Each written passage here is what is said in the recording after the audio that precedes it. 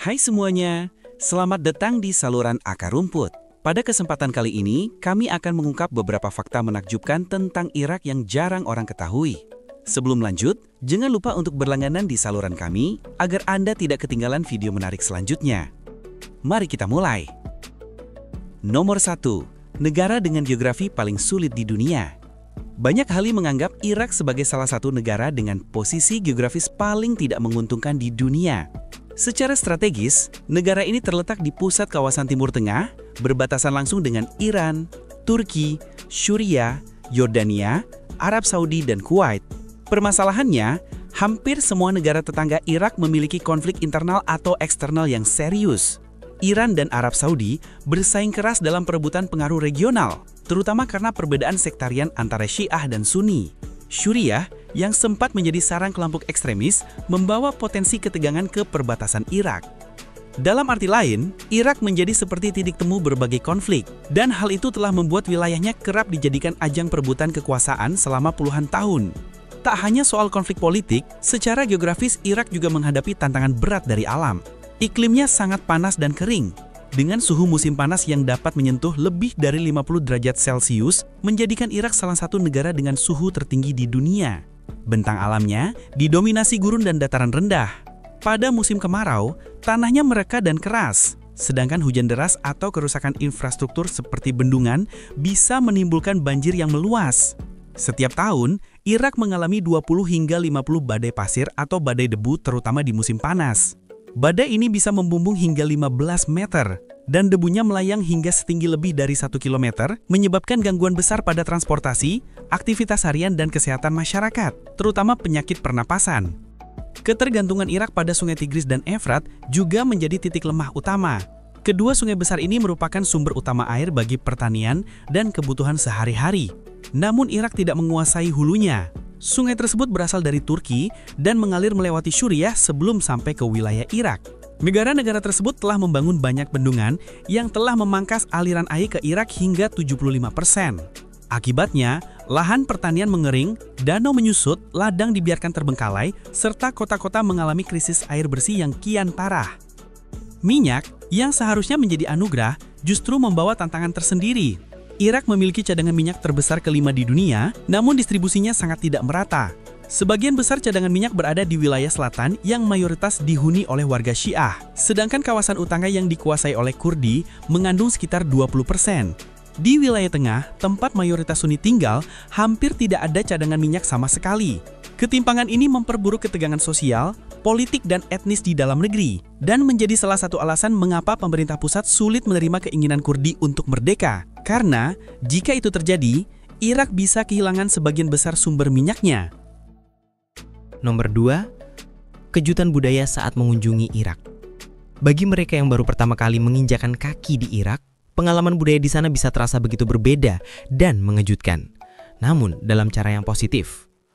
Bukan karena tempatnya tidak aman atau tidak nyaman, melainkan karena keramahan masyarakat Irak yang luar biasa, bahkan hingga membuat para turis merasa sungkan. Misalnya, jika Anda makan di sebuah restoran dan mencoba membayar, bisa jadi seseorang sudah diam-diam menanggung biaya Anda. Jika Anda hanya memperhatikan makanan di kios pinggir jalan dengan penuh rasa penasaran, ada kemungkinan besar si penjual akan menawarkan Anda mencicipinya secara gratis. Dalam salah satu eksperimen sosial yang dilakukan oleh seorang YouTuber, ia berpura-pura tidak membawa uang. Hasilnya mengejutkan, hampir setiap orang yang ditemuinya bersedia membantu, bahkan beberapa orang menawarkan uang tambahan. Ketika tahu itu hanya percobaan, mereka tetap tersenyum dan tak mempermasalahkannya. Keramahan ini tidak terbatas hanya pada makanan atau uang. Orang Irak terkenal sangat menghargai kamu.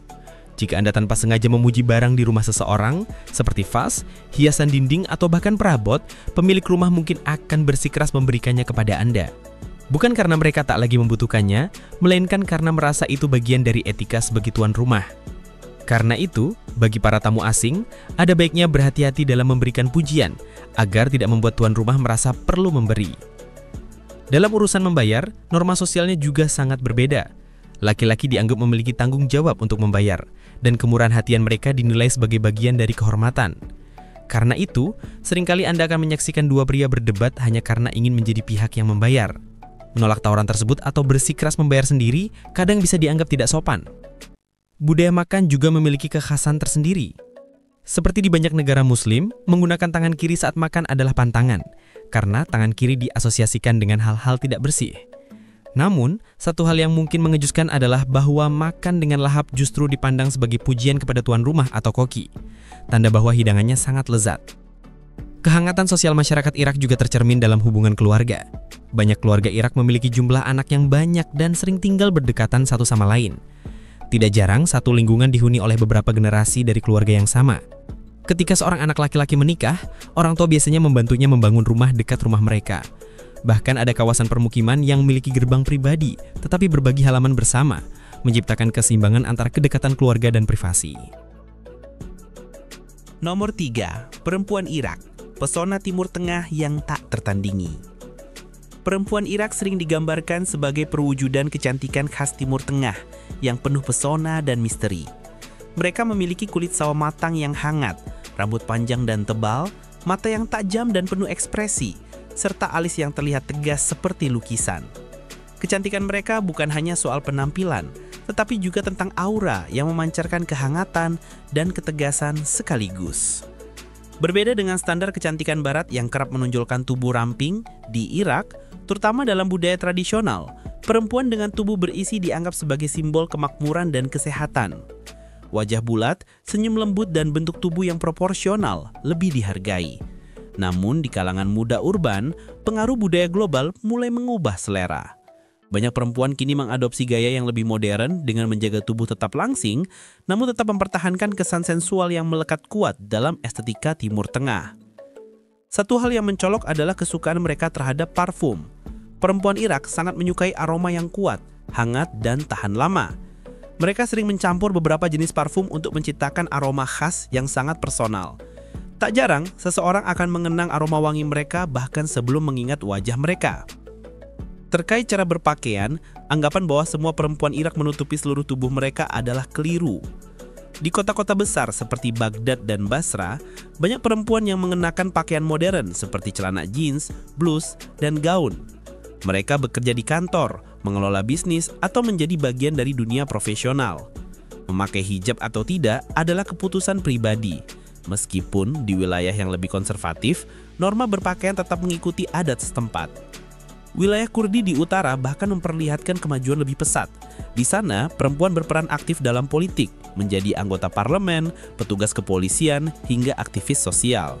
Sebaliknya, di pedesaan dan komunitas konservatif, perempuan masih menghadapi keterbatasan dalam hal akses pendidikan dan kebebasan bergerak.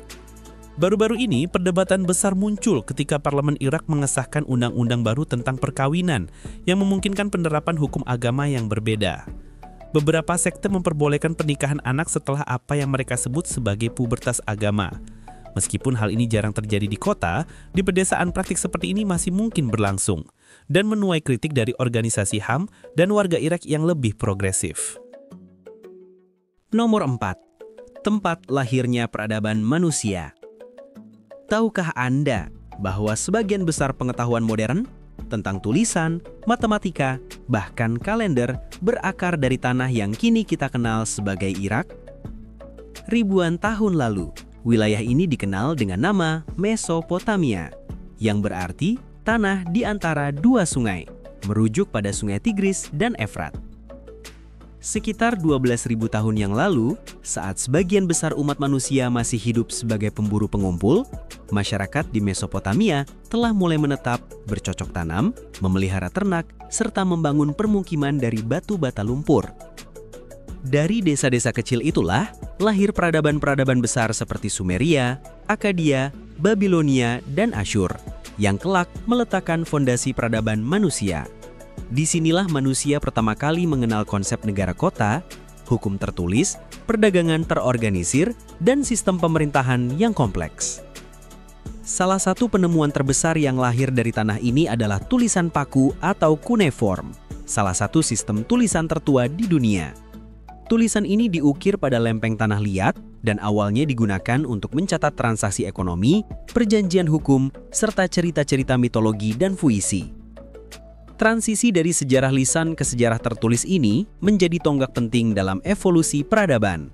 Tak hanya menulis, bangsa Mesopotamia juga unggul dalam bidang matematika. Mereka menciptakan sistem bilangan berbasis 60, yang hingga kini kita gunakan dalam pengukuran waktu, 60 detik per menit, 60 menit per jam, dan geometri, 360 derajat dalam satu lingkaran. Mereka mampu menghitung luas lahan pertanian, volume bangunan, dan bahkan telah mengenal konsep-konsep geometri jauh sebelum masa Yunani kuno. Di bidang astronomi, bangsa Babilonia menunjukkan pencapaian yang mencengangkan. Mereka mengamati langit malam secara sistematis, mencatat pergerakan bulan dan bintang, serta memprediksi gerhana. Dari pengamatan inilah, mereka menyusun kalender lunar 12 bulan dan mengaitkannya dengan kegiatan pertanian serta kepercayaan spiritual. Bahkan simbol-simbol astrologi modern seperti zodiak berasal dari pengamatan mereka terhadap langit. Mesopotamia juga mencatat sejarah penemuan roda pada sekitar 3500 sebelum Masehi. Menariknya, roda awalnya tidak diciptakan untuk kendaraan, melainkan untuk keperluan praktis seperti mengangkut hasil panen. Baru kemudian, inovasi ini berkembang menjadi alat transportasi yang merevolusi kehidupan manusia. Selain itu, mereka juga membangun sistem irigasi yang canggih untuk mengendalikan aliran air dari sungai. Dengan kanal dan bendungan, mereka dapat mengairi ladang secara efisien, terobosan penting yang memungkinkan pertanian skala besar dan populasi yang lebih stabil. Meski saat ini Irak sering dikaitkan dengan konflik dan kehancuran, tanah ini menyimpan warisan budaya dan sejarah yang luar biasa besar. Di balik semua tantangan yang dihadapi bangsa ini hari ini, ada fakta yang tak terbantahkan bahwa Irak adalah tempat lahirnya peradaban, tanah di mana manusia untuk pertama kali membentuk masyarakat kompleks, menulis sejarah, dan mengamati langit untuk memahami tempatnya di alam semesta. Nomor 5. Pernikahan sepupu masih lazim. Salah satu hal yang kerap mengejutkan bagi orang asing ketika mengunjungi Irak adalah kenyataan bahwa pernikahan antar sepupu masih sangat umum, terutama di wilayah pedesaan dan kalangan suku. Di banyak daerah, angka pernikahan antar kerabat ini bisa mencapai 40 hingga 50%, tergantung letak geografis dan struktur masyarakat. Hal ini bukan disebabkan oleh kurangnya calon pasangan, melainkan karena kuatnya pengaruh adat istiadat yang sudah mendarah daging. Bagi sebagian besar warga, hal ini bukan sekedar kebiasaan, melainkan bagian dari identitas sosial yang tidak mudah dipertanyakan, apalagi diubah. Di Irak bagian selatan, terdapat satu bentuk tradisi unik bernama Al-Nahwa. Dalam praktek ini, seorang pria dari keluarga besar memiliki hak klaim terhadap sepupunya. Jika sang perempuan ingin menikah dengan pria dari luar klan, sepupunya bisa menyatakan hak nahwanya, dan hal itu cukup untuk menggagalkan rencana pernikahan. Bila perempuan tersebut tetap berkesiras menikah dengan pilihannya, konflik antar keluarga besar bisa pecah. Meskipun hukum nasional kini melarang praktik ini, di wilayah pedalaman, aturan adat ini masih dihormati sebagai hukum tidak tertulis. Tradisi lainnya adalah pernikahan tukar, di mana dua keluarga saling menikahkan anggota keluarganya secara timbal balik tanpa adanya mahar. Contohnya, seorang pria menikahi perempuan dari keluarga A, dan sebagai gantinya, saudara laki-laki dari keluarga perempuan itu juga menikahi saudara perempuan pria tersebut. Jika salah satu pasangan bercerai, seringkali pasangan lainnya dipaksa mengikuti jejak yang sama, seolah hubungan ini adalah kontrak dua arah antar keluarga, bukan ikatan cinta dua insan. Meskipun secara legal sudah dilarang, sebagian masyarakat masih menganggapnya sebagai solusi budaya. Selain itu, Irak bagian selatan yang mayoritas Syiah juga mengenal praktik nikah mut'ah atau pernikahan sementara. Ini adalah pernikahan yang memiliki batas waktu tertentu sesuai kontrak, bisa beberapa jam, hari, atau bulan. Setelah waktu yang disepakati habis, pernikahan otomatis berakhir tanpa proses perceraian. Pernikahan ini sah menurut hukum Islam Syiah, namun sangat ditentang oleh komunitas Sunni yang menganggapnya tidak bermoral dan menyimpang dari ajaran agama. Nomor 6. Perang Irak, konflik militer yang mengubah segalanya. Pada 20 Maret 2003, dunia menyaksikan dimulainya invasi besar-besaran ke Irak yang dipimpin oleh Amerika Serikat bersama sekutunya seperti Inggris, Australia, dan Polandia. Operasi ini dikenal dengan nama Shock and Awe, sebuah kampanye pengeboman dahsyat yang bertujuan menggulingkan pemerintahan Saddam Hussein atas tuduhan kepemilikan senjata pemusnah massal. Namun, setelah rezim runtuh dalam waktu kurang dari 1 bulan, tak ada bukti senjata semacam itu ditemukan. Pemerintah AS kemudian mengklaim bahwa hal tersebut adalah akibat kegagalan intelijen. Namun, dampaknya terhadap Irak sangat menghancurkan. struktur pemerintahan hancur, institusi keamanan bubar, dan ekonomi ambruk. Kekosongan kekuasaan yang muncul kemudian membuka ruang bagi konflik sektarian dan pertarungan politik antar kelompok agama serta etnis. Kaum Sunni yang sebelumnya dominan di era Saddam tersingkir, sementara kelompok Syiah naik ke tampuk kekuasaan. Sayangnya, internal Syiah pun terpecah antara faksi moderat dan radikal. Beberapa di antaranya memiliki kedekatan dengan Iran. Di sisi lain, kelompok Kurdi di utara yang telah lama mengidamkan kemerdekaan memperkuat posisi mereka dengan dukungan AS, memperluas wilayah otonomi, dan pengaruh militer. Kekacauan ini memberi ruang bagi kelompok-kelompok bersenjata, termasuk mantan tentara yang kecewa dan ekstremis agama, untuk bangkit. Puncaknya terjadi pada tahun 2014 saat kelompok ekstremis ISIS muncul dari kekosongan ini. Mereka merebut wilayah-wilayah luas dan mendeklarasikan kekhalifahan, menjadikan Mosul sebagai pusat kekuasaan mereka. Perang besar untuk merebut kembali kota tersebut menyebabkan kehancuran total. Sekitar 70% Mosul hancur dan ratusan ribu warga kehilangan tempat tinggal. Meski pada 2017 ISIS berhasil dikalahkan secara militer, sisa-sisa kelompok tersebut masih aktif dalam bentuk sel-sel tersembunyi, terus menjadi ancaman bagi stabilitas Irak. Nomor 7. Kaya minyak, tapi rakyat masih gelap gulita. Ironi terbesar Irak adalah fakta bahwa negara ini merupakan eksportir minyak mentah terbesar kelima di dunia. Namun jutaan warganya masih hidup tanpa listrik yang layak. Ladang minyak besar seperti di Basrah, Rumaillah, dan Kirkuk memproduksi sekitar 4 hingga 4,5 juta barel per hari. Minyak menyumbang lebih dari 90% pendapatan negara dan hampir seluruh ekspor nasional. Tapi kemakmuran ini tidak merata dirasakan rakyatnya. Hampir seperempat penduduk hidup dalam kemiskinan dengan layanan dasar seperti listrik, air bersih, dan fasilitas kesehatan yang minim. Korupsi yang merajalela menjadi biang utamanya. Menurut Transparency International, Irak termasuk dalam daftar 20 negara paling korup di dunia. Pada 2022, negara diguncang oleh skandal pencurian dana publik senilai 2,5 miliar dolar yang disebut publik sebagai pencurian abad ini. Pemerintah berusaha membenahi dengan membentuk komisi anti korupsi tertinggi. Dalam tahun pertamanya, lebih dari 1.000 pejabat termasuk jenderal dan menteri ditangkap atau dituntut. Meski begitu, sistem politik yang terpecah dan penuh nepotisme membuat perubahan nyata berjalan lambat. Namun, ada sisi lain Irak yang lebih manis, kurma. Banyak yang percaya bahwa pohon kurma pertama kali dibudidayakan di wilayah ini ribuan tahun silam. Sebelum 1982, Irak adalah penghasil kurma terbesar dunia dengan lebih dari 30 juta pohon. Tapi, setelah puluhan tahun perang dan sanksi, industri ini hancur. Kini dengan dukungan pemerintah, produksi mulai pulih, mencapai lebih dari 670.000 ton per tahun dan menyumbang 7% dari pasokan dunia. Selain kurma, Irak juga dikenal dengan tradisi beternak lebah sejak 5.000 tahun lalu. Meskipun berskala kecil, produksi madu menjadi sumber penghasilan penting, khususnya di wilayah utara. Madu Irak dikenal berkualitas tinggi dan bisa dijual hingga $70 per kilogram untuk varietas terbaik. Nomor 8. Baghdad, kota warisan peradaban. Baghdad, ibu kota Irak, adalah simbol kejayaan peradaban Arab yang pernah menjadi pusat dunia Islam. Terletak di tepi sungai Tigris, nama Baghdad berasal dari bahasa Persia yang berarti pemberian dari Tuhan. Kota ini dibangun pada tahun 762 oleh Khalifah Al-Mansur dari dinasti Abbasiyah. Arsitektur awal Baghdad sangat unik. Dirancang berbentuk lingkaran konsentris dengan parit pelindung dan 4 gerbang utama yang mengarah ke kota-kota penting, Kufah, Basra, Khurasan, dan Damaskus.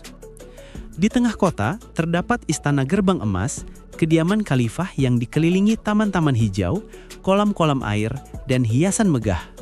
Pada puncak kejayaannya pada abad ke-8 dan ke-9, Baghdad menjadi kota terbesar di dunia dengan populasi mencapai 1 juta jiwa, jumlah yang luar biasa pada masa itu. Kota ini menjadi magnet bagi ilmuwan, pedagang, seniman, dan penyair dari berbagai penjuru dunia. Pasar-pasarnya semarak, penuh dengan barang-barang berharga, manuskrip, rempah, dan logam mulia. Baghdad juga menjadi pusat ilmu pengetahuan dan kebudayaan, rumah bagi cerita-cerita legendaris seperti Aladin, Alibaba, dan kisah-kisah dari 1001 Malam. Namun semua kejayaan itu runtuh ketika pasukan Mongol menyerbu Baghdad pada tahun 1258. Kota itu dihancurkan dan warisan intelektualnya pun ikut terkubur. Selama berabad-abad kemudian, Baghdad berada di bawah berbagai kekuasaan asing, hingga akhirnya Irak merdeka pada 1932 dan menetapkan Baghdad sebagai ibu kotanya. Nomor 9. Kehidupan malam yang tak terduga di Irak. Banyak orang di luar negeri masih membayangkan Irak sebagai negara yang mencekam dan sunyi setelah matahari terbenam, seolah setiap penduduknya memilih berdiam di dalam rumah karena situasi keamanan. Namun kenyataannya, di kota-kota tertentu seperti Baghdad dan Erbil, suasana malam justru bisa sangat hidup dan terasa normal, bahkan menyenangkan. Di Baghdad, kawasan seperti Karada, Jadriya, dan Mansor mulai ramai menjelang malam. Kedai teh dan kafe buka hingga larut, menjadi tempat berkumpul bagi warga yang ingin bersantai sambil menikmati teh kental khas Irak, mengisap shisha, atau bermain domino. Di meja-meja kayu panjang, para pria lanjut usia bercakap santai tentang berita terkini, liga sepak bola, dan urusan politik. Sementara itu, anak muda lebih menyukai tempat nongkrong bergaya modern, lengkap dengan akses internet, musik ringan, dan minuman ala barat. Beberapa restoran bahkan menawarkan hiburan live musik, dan meskipun aturan tentang alkohol masih ketat di banyak tempat, ada restoran yang menyajikannya secara diam-diam. Meningkatnya rasa aman dalam beberapa tahun terakhir telah memicu munculnya lounge, kafe atap, dan bar-bar kecil yang menghidupkan kembali malam Baghdad. Salah satu spot paling populer adalah sepanjang tepian Sungai Tigris. Di malam hari, tempat ini dipenuhi keluarga dan muda-budi yang berjalan-jalan sambil menikmati es krim atau duduk bersantai di bawah cahaya lampu temaram yang memantul di permukaan sungai. Kontras dengan citra media internasional, Baghdad perlahan menunjukkan wajah malamnya yang jauh lebih damai dan penuh kehidupan. Lebih ke utara, di wilayah Kurdistan, tepatnya di kota Erbil, kehidupan malam jauh lebih terbuka dan modern. Kota ini sering disebut sebagai pusat hiburan Irak. Distrik Ankawa, yang mayoritas penduduknya adalah Kristen, terkenal dengan deretan bar, lounge, dan klub-klub kecil tempat musik barat mengalun dan minuman beralkohol dijual secara legal. Orang-orang bebas berkumpul, mengobrol, dan menikmati suasana tanpa kekhawatiran besar. Selain Ankawa, daerah-daerah modern seperti Italian Village dan Empire World menambah warna kehidupan malam kota ini. Di sana, restoran bertema internasional, hotel mewah, dan bar di atas gedung menawarkan pengalaman malam yang memadukan unsur tradisi dan globalisasi. Erbil tidak hanya menjadi magnet bagi warga lokal, tetapi juga menarik wisatawan dari luar negeri. Dalam hal keamanan, kota ini bahkan sering disebut sebagai salah satu tempat paling aman di Timur Tengah, menjadikannya oase ketenangan di tengah kawasan yang bergolak. Nomor 10. Tempat-tempat penuh misteri di Irak. Irak bukan hanya tentang sejarah panjang peradaban kuno, tetapi juga rumah bagi sejumlah tempat yang masih menyimpan teka-teki besar hingga kini. Salah satunya terletak di utara, dekat perbatasan Turki, di sebuah desa terpencil bernama Kandafan. Di pusat desa ini berdiri sebuah makam batu kuno yang dikenal oleh penduduk sebagai makam tanpa nama. Keanehan makam ini sudah terlihat sejak pandangan pertama.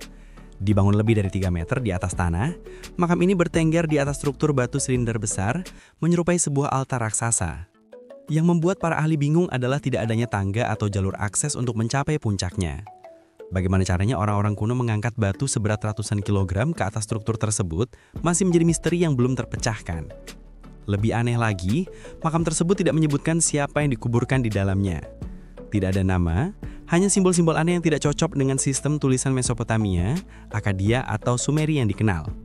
Para ahli epigrafi dan arkeolog telah mencoba memecahkan kode ini selama bertahun-tahun, namun hingga kini tak satu pun berhasil menerjemahkannya.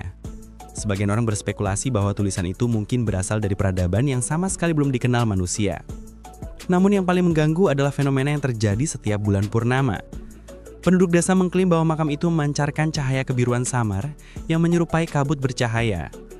Beberapa orang yang mencoba mendekati situs tersebut pada malam hari melaporkan mengalami gejala seperti pusing, mual, dan disorientasi selama berjam-jam setelahnya. Penduduk lokal yakin bahwa tempat itu berhantu atau menyimpan roh yang belum tenang. Meskipun pemerintah pernah menutup akses ke situs ini untuk dilakukan penyelidikan, tak ada penjelasan ilmiah yang berhasil diungkap hingga sekarang. Sekitar 600 km di selatan Kandafan terdapat situs misterius lainnya, Wadi Al-Salam atau Lembah Kedamaian. Ini adalah kompleks pemakaman terbesar di dunia yang membentang seluas lebih dari 1.500 hektar dan menjadi tempat peristirahatan bagi lebih dari 5 juta jiwa. Namun ukurannya bukan satu-satunya hal yang menggetarkan hati. Warga sekitar percaya bahwa Wadi Al-Salam bukan hanya tanah pemakaman tapi juga semacam gerbang yang menghubungkan dunia manusia dan alam ruh. Banyak kisah beredar mengenai penjaga atau pekerja pemakaman yang mengaku melihat sosok-sosok berpakaian putih melintas di antara kuburan saat fajar, hanya untuk lenyap begitu didekati. Ada pula kisah mengenai deretan makam tertentu yang tampaknya tidak pernah tertutup debu meski angin gurun membawa pasir ke segala arah. Entah bagaimana, makam-makam itu tetap bersih, seolah ada kekuatan tak kasat mata yang menjaganya. Nomor 11. Festival-festival khas Irak. Di Irak, tradisi bukan hanya diwariskan melalui cerita atau ritual keagamaan, tetapi juga melalui festival yang menyatukan jutaan orang dari berbagai latar belakang. Salah satu festival terbesar dan paling mengharukan adalah Asyura, yang diperingati setiap tanggal 10 Muharram dalam kalender Islam. Perayaan ini memperingati kematian tragis Imam Hussein, cucu Nabi Muhammad, dalam pertempuran Karbala pada abad ke-7. Bagi komunitas Syiah, Imam Hussein adalah simbol keberanian, pengorbanan, dan keteguhan iman. Selama Asyura, kota Karbala dan berbagai kota lain di Irak berubah menjadi lautan warna hitam, warna berkabung. Ribuan peziarah mengenakan pakaian gelap dan berjalan dalam barisan panjang, menyuarakan doa dan zikir sambil menundukkan kepala. Di beberapa tempat, pertunjukan teatrikal besar digelar untuk memperagakan kembali peristiwa di Karbala, lengkap dengan kostum pasukan berkuda, jenderang perang, dan bendera yang melambangkan perjuangan Imam Hussein.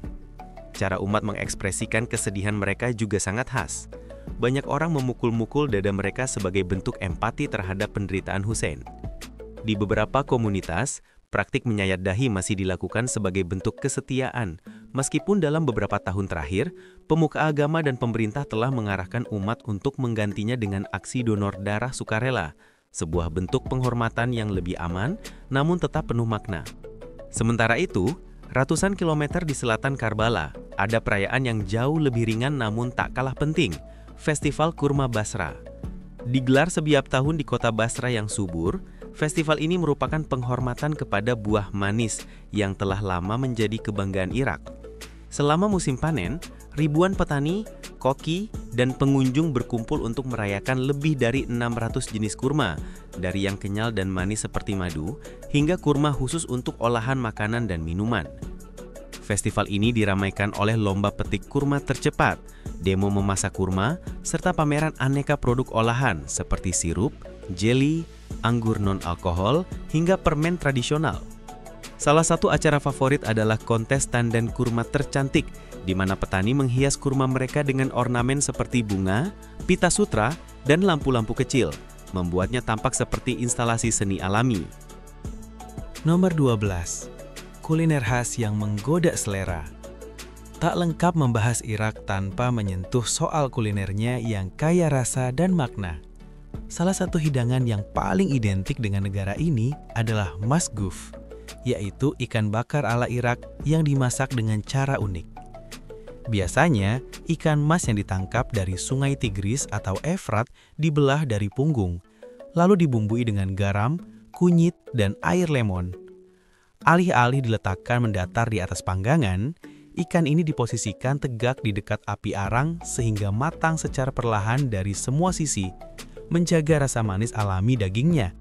Masguf bukan sekedar makanan, melainkan pengalaman sosial. Orang-orang berkumpul di sekitar api, bercakap-cakap sambil menunggu ikan matang selama berjam-jam. Bahkan tokoh-tokoh penting seperti bangsawan Yordania dan penulis Ernest Hemingway disebut-sebut pernah mencicipi hidangan ini saat berkunjung ke Baghdad.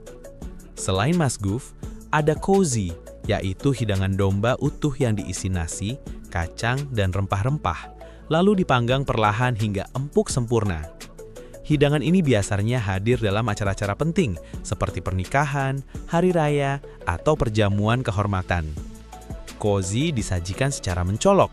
Satu ekor domba disusun di atas nampan besar bersama nasi yang dihiasi telur rebus, almond, dan kismis. Mengundang seseorang makan cozy berarti menganggapnya sebagai keluarga. Untuk yang punya selera manis, cobalah kak, kue khas hari raya yang diisi kurma, kenari, atau kacang-kacangan. Adonan kue dicetak menggunakan cetakan kayu bermotif tradisional yang diwariskan turun-temurun. Setiap pola memiliki ciri khas daerah asal pembuatnya. Cukup melihat kue, Anda bisa menebak dari mana tuan rumah berasal. Terakhir ada dolma, sajian rumit namun menggugah selera yang terdiri dari sayuran seperti paprika, terong, dan daun anggur yang diisi campuran nasi dan daging berbumbu. Semua sayuran ini dimasak bersama dalam satu panci besar, lalu dibalikan di atas piring besar sehingga membentuk menara dolma yang menggoda. Popularitasnya begitu tinggi, hingga kota Kirkuk setiap tahun mengadakan lomba dolma terbaik yang diikuti ratusan juru masak. Nomor 13. Destinasi wisata ikonik di Irak. Di wilayah pegunungan utara Irak, terdapat sebuah situs luar biasa bernama Benteng Herbal, yang juga dikenal sebagai Benteng Herbal kuno. Tempat ini dianggap sebagai salah satu permukiman tertua di dunia yang terus dihuni secara berkelanjutan. Jika dilihat dari kejauhan, Herbal tampak seperti sebuah bukit besar menjulang di tengah kota. Namun sebenarnya, itu adalah sebuah pemukiman melingkar yang telah dibangun secara bertingkat selama ribuan tahun. Benteng ini berdiri setinggi lebih dari 30 meter di atas permukaan tanah di sekelilingnya, terdiri dari ratusan rumah yang dibuat dari bata lumpur, jalanan kecil yang berliku, dan tembok benteng yang mengelilingi seluruh area permukiman. Bukti arkeologis menunjukkan bahwa manusia telah menempati lokasi ini sejak lebih dari 6.000 tahun yang lalu. Pada masa Kesultanan Ottoman, Herba menjadi pusat perdagangan yang sibuk, berfungsi sebagai penghubung antara Persia dan Anatolia. Setelah melalui proses restorasi yang menyeluruh, Benteng Herbal kini diakui sebagai situs warisan dunia oleh UNESCO. Beberapa keluarga bahkan masih tinggal di dalam benteng tersebut untuk menjaga dan melestarikan tradisi sebagai kota tertua yang terus dihuni di dunia. Sekitar 70 km sebelah timur Herbal, di pegunungan Zagros, ada sebuah keajaiban alam yang juga sangat populer, yaitu Gali Ali Bek, sebuah air terjun yang megah dan menjadi ikon wisata di Irak. Air terjun ini memiliki ketinggian sekitar 12 meter dan mengalir dari tebing-tebing kapur putih yang bersinar, menciptakan pemandangan yang menakjubkan dan udara yang sejuk di tengah cuaca panas pegunungan. Pada musim panas, suhu di daerah ini bisa mencapai 45 derajat Celcius. Tetapi ketika berdiri di dekat air terjun, pengunjung akan merasakan udara yang sejuk dan menyegarkan. Gali Ali Bek bukan hanya sekedar tempat wisata alam, tetapi juga simbol budaya penting bagi masyarakat Kurdi. Bahkan, gambar air terjun ini pernah tercetak di uang kertas 5 dinar Irak pada tahun 1970. Saat akhir pekan, warga lokal sering datang membawa bekal untuk piknik, menggelar tikar di tepi sungai, dan menikmati waktu santai sambil merendam kaki mereka di air yang dingin. Bergeser ke selatan, lanskapnya berubah drastis menjadi rawa-rawa luas Mesopotamia, yang merupakan lahan basah terbesar di kawasan Timur Tengah. Terletak di antara dua sungai besar, Tigris dan Efrat, rawa ini dari ketinggian tampak seperti permukaan air yang luas memantulkan langit. Yang membuatnya begitu unik adalah masyarakat yang tinggal di sini telah mengembangkan gaya hidup yang sangat khas. Membangun rumah apung dari buluh dan berkeliling menggunakan perahu kecil melalui jaringan kanal yang rumit.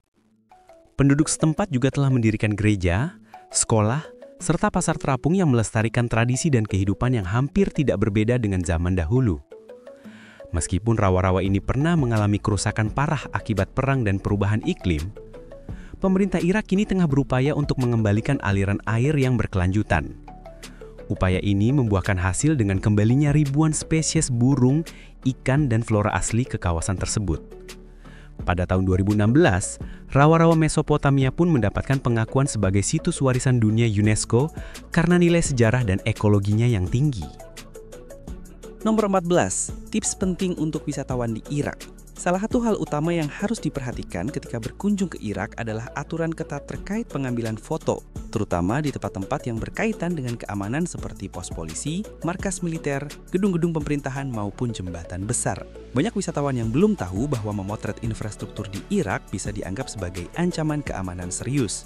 Jika Anda kedapatan memotret di area terlarang, perangkat ponsel Anda bisa disita dan Anda mungkin harus menjalani interogasi. Karena itu, pastikan selalu mengamati sekitar dan bila perlu, tanyakan izin terlebih dahulu sebelum mengambil foto, terutama saat ada petugas keamanan yang berjaga. Hal sederhana lain yang sering diabaikan adalah larangan merokok atau mengunyah permen karet di tempat-tempat suci, khususnya di kota-kota suci seperti Karbala dan Najaf. Masyarakat setempat sangat menghormati kesucian lokasi tersebut. Jika Anda tertangkap membawa rokok menyala atau mengunyah permen karet di halaman kuil, Anda bisa mendapat tatapan tidak menyenangkan bahkan diminta meninggalkan area. Maka dari itu, selalu simpan barang-barang seperti itu sebelum memasuki situs keagamaan. Tips keselamatan lainnya adalah hindari berjalan sendirian pada malam hari di daerah terpencil, terutama di pinggiran Baghdad atau Mosul. Meskipun keamanan sudah jauh membaik, masih ada beberapa kelompok kriminal kecil yang menargetkan turis. Biasanya menggunakan sepeda motor untuk merampas barang seperti tas dan ponsel. Jika harus keluar malam, sebaiknya bergerak dalam kelompok, gunakan sopir lokal dan jangan membawa barang berharga secara mencolok. Uniknya, orang Irak terkenal dengan keramahannya yang luar biasa. Jika Anda diundang ke rumah mereka untuk minum teh atau makan malam, menolak undangan tersebut secara langsung bisa dianggap kurang sopan. Namun saat menerima jamuan, bersiaplah untuk waktu yang lama karena acara makan bisa berlangsung berjam-jam, dengan tuan rumah terus menawarkan makanan berulang kali. Jika Anda merasa kenyang, ungkapkan secara halus dengan senyuman dan beberapa kali pujian, agar tidak menyinggung perasaan mereka. Ada juga situasi yang sering dialami wisatawan terkait orang-orang yang terlalu ramah di tempat wisata. Beberapa pria akan berpura-pura menjadi pemandu atau petugas parkir, menawarkan bantuan membawakan barang atau menemani jalan-jalan, namun setelah selesai mereka mungkin meminta imbalan yang cukup besar, terkadang puluhan dolar. Oleh karena itu, waspadai dan sepakati harga sejak awal. Nomor 15. Perkiraan biaya perjalanan di Irak. Meskipun pariwisata Irak kini mulai dibuka kembali, biaya perjalanan di sini bisa cukup bervariasi dan terkadang mengejutkan bila tidak direncanakan dengan baik. Akomodasi di kota besar seperti Urbil dan Basra biasanya memiliki harga yang cukup terjangkau. Hotel kelas menengah dapat dibayar sekitar 40 hingga 60 dolar per malam, sementara penginapan sederhana atau guest house biasanya berkisar antara 20 sampai 35 dolar. Di kawasan pegunungan Kurdistan yang kerap disebut sebagai Swiss Timur Tengah, harga resort mewah bisa mencapai hingga 100 dolar per malam saat musim puncak. Makanan lokal cukup murah. Seporsi roti simon dengan daging panggang dan teh min bisa didapatkan dengan harga sekitar 3-5 dolar. Restoran kelas menengah menawarkan menu dengan harga 10 hingga 15 dolar. Sedangkan untuk santapan mewah di kota Erbil atau Basra, harga bisa berkisar antara 20-30 dolar per porsi. Minuman beralkohol jarang ditemukan di sebagian besar Irak, tetapi di wilayah Kurdistan Anda masih bisa membeli bir atau anggur lokal dengan harga antara 4 hingga 7 dolar per botol. Transportasi di dalam negeri cukup mudah dan nyaman. Perjalanan bus jarak jauh antara Baghdad dan Basra biasanya memakan biaya sekitar 15 sampai 25 dolar sekali jalan. Tiket pesawat domestik berkisar antara 70 hingga 100 dolar bila dipesan jauh hari.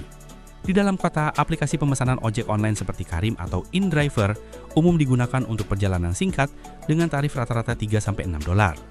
Sementara taksi tradisional biasanya tidak memiliki argo, jadi pastikan Anda menyepakati harga sebelum berangkat untuk menghindari biaya berlebih. Biaya masuk ke situs-situs bersejarah seperti Babilonia, Ctesiphon, atau Benteng Irbil relatif terjangkau, berkisar antara 5 hingga 15 dolar. Jika ingin menggunakan jasa pemandu wisata, Anda bisa memperkirakan pengeluaran sekitar 25 hingga 35 dolar per hari, tergantung bahasa dan layanan yang diinginkan.